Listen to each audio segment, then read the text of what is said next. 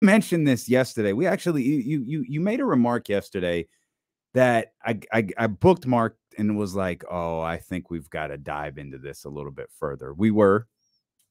No surprise, we were talking about Sacramento. I think it started with Denver. It started with a Denver Nuggets conversation, and then it kind of got to Sacramento. And then we started talking about, you just quickly mentioned some of the other teams in the Western Conference. And it seems like, to me, we everyone says, the West is going to be different this year. People are going to be healthier. This is going to happen. This is going to happen. And when you really break down the Western Conference, with perhaps two exceptions, the Denver Nuggets and the Sacramento Kings, it feels like a lot of those other teams could be in the very same position. Like the Kings are, I believe someone at 95.7 The Game once dubbed the Sacramento Kings the weakest 3 seed in history. And it's like, okay, hey, do you? But are the Lakers going to be better than 48 wins next year? The Warriors, the Clippers, like, you can look at their rosters and go, yeah, of course they are. But these type, things always come up with teams like that. LeBron, 38 years old. I'm of the belief LeBron James is playing next year. LeBron James, he's going to turn 39 in December. Yeah. He's not playing 82 games again. That's not happening. We've been over this with Kevin Durant a million times. He's not playing 82 games anymore. I don't know what Kawhi Leonard is playing moving forward. I don't know if you can get 50 out of Kawhi. I don't either. And what about Paul George? I don't know if you can get 50 out of him. I don't know. I mean, if you're really putting all your eggs in the Russell Westbrook coming back and saving our franchise basket, that tells you a lot about where you're at as a franchise. Don't like your tone. I'm just saying, like, but at his age, you can't act that way. And not just his age, but his efficiency, the way, like, his numbers still look like one thing, but his impact on the game feels like something different. Russell Westbrook, I think, really works with the Los Angeles Clippers to a high level of success if Paul George and Kawhi Leonard are there. If they're not, it's completely different, because you're relying on Russell Westbrook to do things you probably don't want to rely on him to do anymore. And it's very true. The second you lose one of those guys and Russell Westbrook goes from scoring option number 3, or perhaps even number 4, to scoring option number 2, or as he was in the playoffs, he was scoring option number 1, 2, and 3. Yep. That's going to be a problem. But everyone operates when talking about next year. And again, this could absolutely be true for Sacramento. It could be true for Denver too. But we operate in this like utopia mindset where the Clippers roster is still good. They're gonna be back. Oh, okay, so everything's going perfect for them. The Los Angeles Lakers, we saw what they did since the trade deadline. That was literally a span of 2 months, 3 months. Yeah. They're going to do that. So we're stretching that out to an entire 82. There's no pitfalls here in an 82-game season for this new version of the Los Angeles Lakers, which, by the way, as of right now, or at least as of July 1st, they won't be back in this. They probably won't be back in the same exact makeup. No, there's no way for them to be back in the same makeup. I mean, we're talking about, like, because we talk about Rui and Austin Reeves. I always forget D'Angelo Russell's not under contract next year. Oh yeah. Well, I don't think Dennis Schroeder's under contract. Nope. Malik Beasley, I don't think, is under contract. Like, you got some holes that you're gonna have to fill, and then all this talk, they can still fit Kyrie in as long as Kyrie doesn't take the max, and they can fit him in and add Austin Reeves and keep Rui Hachimura. Like, okay, where's the rest of the team? Because this is what you keep doing. And, like, I think one of the discussions this morning was, you've got to find a player that takes the pressure off of LeBron James from being a number 1 option. Like, okay, so wait a sec. So what you're saying, let me get this. What you're saying is you're going to replace the NBA's all-time leading scorer and one of the greatest players to ever play the game. You need someone who's going to be better than him and Anthony Davis, because they're not adding Anthony Davis as that potential person. Well, which in and of itself is a problem. We need someone to lessen the load on LeBron James. Great. Isn't that what you got the dude from the Pelicans for? Isn't that literally why you got Anthony Davis? Yeah. Was to lessen the load on LeBron James. Meanwhile, in a series deciding game, LeBron James out there going for 40. Well, no, he had to go for 40 and they still lost. Right. I mean, that's the right. problem that they're facing, is that they don't have that other person, and they don't have the shooting. They don't even have the right recipe of players right now. You know, again, a guy like Lonnie Walker like shows up in the playoffs. Lonnie Walker's a free agent. Like they don't even have some of the guys that you don't even think of as core pieces. They don't even have most of those guys under contract. And so like they're going to have a bit of a problem here. And I think that's the discussion that we're having. It's like, if you go down, Denver is the one team, they're locked up. Most of their players, most of their rotation is under contract next season. Certainly all of their big players. You get to Memphis, you're like, okay, that's not good. I don't know what to make of that. Not only is Ja Morant potentially suspended for anywhere from, 10 games to the season to, maybe 40, maybe 25. Like, we have no idea, but he's out. Steven Adams couldn't get his knee right. They did PRP and they were trying to figure out a way to get him back on the court and had to shut him down for the playoffs. Who knows if Steven Adams will ever be the same. Brandon Clark tore his Achilles. He's done for at least half the season coming up. At least. So we're looking at, like, there's Memphis. You just check them as like a major question mark team. We get to Phoenix, the 4 seed, skip over the Sacramento Kings, but Phoenix, the 4 seed, fired Monty Williams. They've got the whole situation with what they're going to do with Aiden, or what they're going to do with Chris Paul in the backcourt. Do they trade him? They're going to keep him under contract. They still don't have the depth. They just lost with some of these pieces. Sure, Chris Paul got hurt, but we're now counting on 38-year-old Chris Paul to come back and save your bacon and somehow get you over the top. And so you just keep going down the list. You got the Clippers with the Kawhi Leonard and Paul George situation, and then add in the Russell Westbrook free agency question. Like, what are they going to have to pay him? They can go over the cap and do all kinds of crazy stuff, but still. There is a interesting note on the Clippers. I put it somewhere in our notes, but it's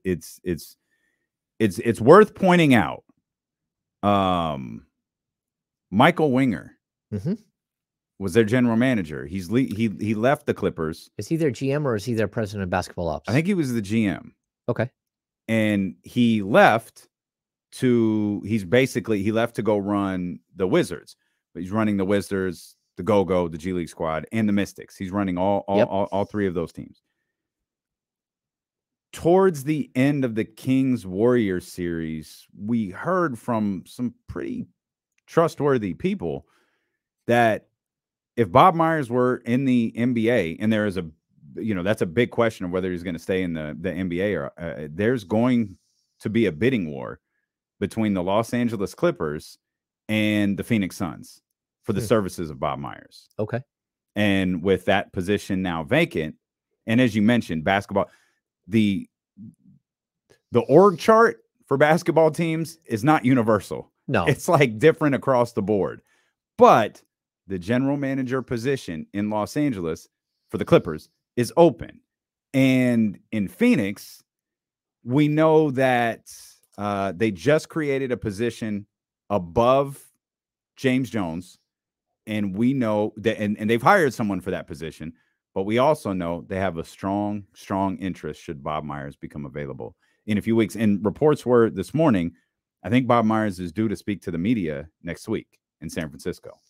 Yeah, I mean, so just listening when I was down and around the Bay Area, they're talking about, like, if there is an owner if Bob Myers decides that, or they can't mutually come to an agreement, him and the Warriors, that the Clippers are the one team that you're looking at that could throw like $15 million a year at the guy, maybe even more, because Steve Ballmer has all the monies. Yeah, that's not even like he wastes more money building Zooms than that. Like the little crappy audio capture devices. Good job there. Yeah. So Zoomies or whatever. he's got a warehouse full of them. The thing that lost to the iPad, the iPod, whatever it was, lost bad. Yeah, lost badly. So I think that's one place that he can go. But again, we're talking about like organizational changes, and I think it's interesting. I want to go back to a point you just made right there. You said, every organization is kind of different, the structure. And I know some people, like in my timeline on Twitter, they're arguing whether the Kings, when they lost Luke Bourne, who is head of analytics, who was a VP of analytics for the Kings, that they didn't replace him. Like, yeah, they've replaced him. They just don't have a VP of analytics. And it goes back to your comment about, every organization calls things different. They have different structure than other organizations. It's why like Monty McNair is the general manager and Wes Wilcox is the assistant general manager. But Monty also oversees a lot of the analytics side. He has a whole team of people there. They have a whole little like cubicle office in the practice facility. Like I've seen them up there. I say hello to them when I go upstairs. So there are people there that do the same stuff that Luke did and that worked under Luke. Some of them worked under Luke, but just because they didn't replace a VP doesn't mean really anything. It's just a different structural, change. And Lawrence Frank is still in with the Clippers, but I don't know what that would mean for Lawrence Frank either. And, he's still an executive. I don't know what his title is. I could look it up, but yeah. I feel like if you're bringing Bob Myers in, you're bringing Bob Myers in for whatever the highest position available in your organization. Oh, he's running the whole thing. Right. Yeah. And Jerry West is still a consultant there. And so like there would be a tie there for him to go and work with Jerry West if Bob Myers does, decide to do that. But I think it just goes back to the bigger discussion that we're having. Phoenix has all kinds of question marks. The Clippers have so many question marks. The Warriors, we're not sure if Bob Myers is coming back. They flamed out in the second round, and like their mix of players is bad. You don't know if Draymond's coming back. You don't know if they're going to move Jordan Poole. You don't know if they're going to pay Klay Thompson. There's all of these question marks with them. And either way, they just lost a year of their careers. They just got older. And as you keep going down the list, Minnesota, all kinds of questions there. The Pelicans, like what's going to happen with Zion? Like there's a lot of question marks. Yeah, the Warriors are another really interesting one because I've always been of the belief that they're not like done. Their championship run might be done. Their championship window might be closed, but I don't see them as a 30-win team next year. But also what I don't see is them a 50-win team next year. Because if there's a belief, Steve Kerr will tell you this, despite the fact immediately after losing, Steve Kerr says this team is maxed out. Those were the words of the head coach. After some time to cool down, he sang the praises of everyone on the roster from Jordan Poole to Draymond Green. And I get you do that stuff publicly, but when you say this team is maxed out and you go on to talk about Jordan Poole and Draymond Green and how important all of those guys are, it's like, well, where is the change coming? Because if the change isn't coming, we know Steph is firmly cemented in his spot. But if there's no change coming with Klay and there's no change coming with Draymond Green, and you've got this foundational six, as Steve Kerr coins it, with Jordan Poole, then I need someone to explain to me how they're not, again, a 43, 44-win team.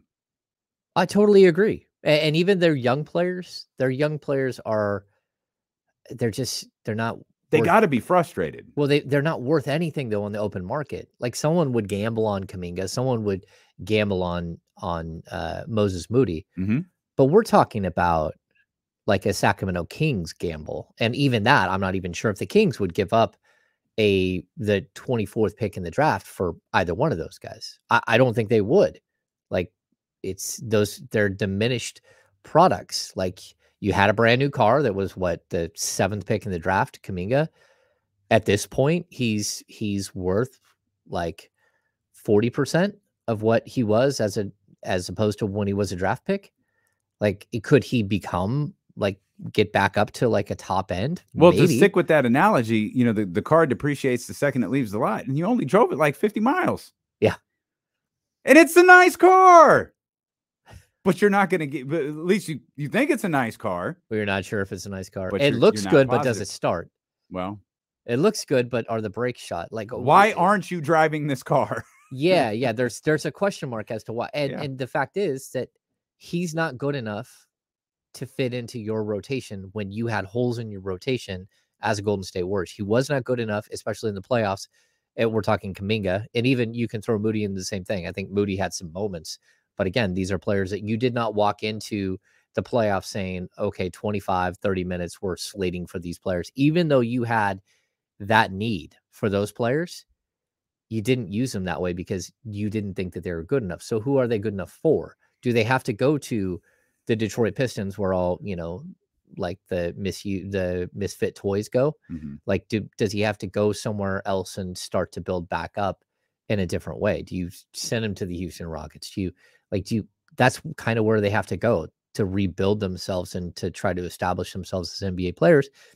Because at this point, Kuminga, Moody, they're closer to out of the league than they are to being an asset.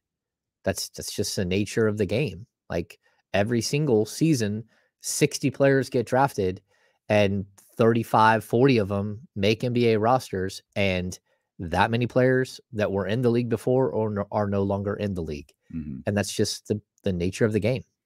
Yeah, and it's hard to figure out how they're going to build their value up or become,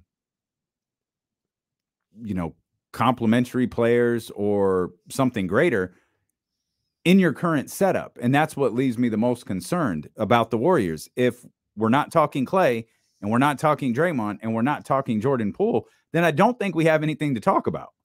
Yeah. I'll see you guys right back around the same spot that you were. And again, they beat Sacramento in the playoffs. They could do it again. They could not.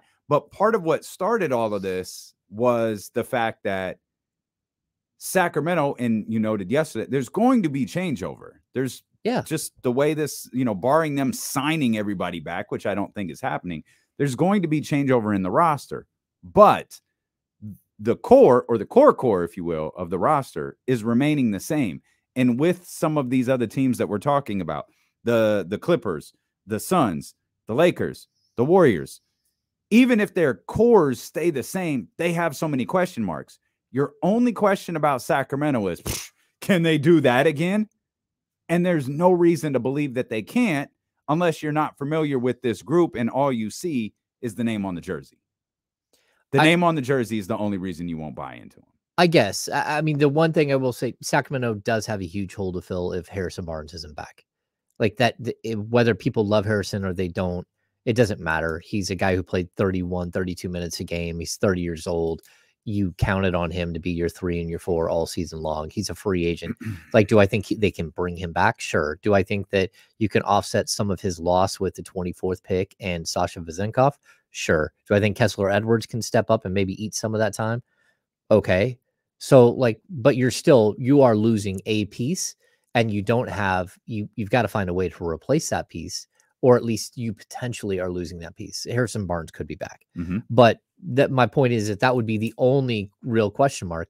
Outside of that, you assume that De'Aaron Fox, Monk, Herter, Davion Mitchell are all going to be the same or equal to or better than they were last year. You know that Keegan Murray is going to be better than he was last year. Domantas Sabonis is not going to fall apart. Like, you have some holes to fill, and a lot of them. Like, I look at their roster, I can get Harrison Barnes, right? After we get Trey Lyles, Chimezie Metu, Terrence Davis, Matthew Dellavedova is gone, Alex Len, Kessler Edwards is not. They have a team option for next season. PJ Dozier. That's 8 roster spots that are either restricted or unrestricted free agents or are potential changes. That's more than half your roster, your standard roster. 1, 2, 3 of those guys probably coming back, but it's possible all 8 don't. And that means that we're talking about 60% of the roster is getting turned over, 55% of the roster. That's a lot. The core is still in place, though. The core that you're starting, basically 4 of your starting 5, your 6-man, your 7-man, they're all back.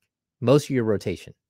Do you have 2 question marks in your rotation of whether they're coming back or not? That's not hard to fill.